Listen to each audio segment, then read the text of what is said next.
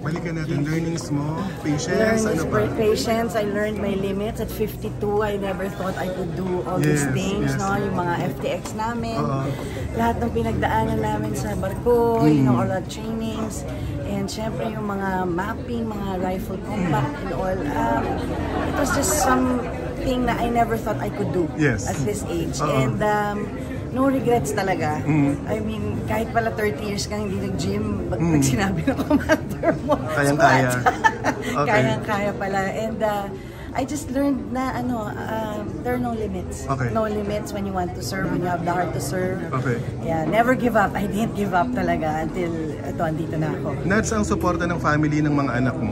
All out talaga. I miss them pero all out. And sabi ko nga, I'm unpacking all my path dreams. So, never thought that I would be able to do this for my country. Okay, gaano katagal ang naging training? May well, uwian itong ba? aming BCMC is a very special course. No? This is a 30-day course. 30 days. Pero syempre, we go through everything, all the, you know, yung physical training. We went through all the yung aming FTX na tinatawag. So, talagang pagdadaanan mo pa rin lahat. Hindi mo pwedeng baliwalain ito. Kasi this is a feat for an individual to just accomplish. For everyone saying, Sir, we'll have more time with Miss Nadia.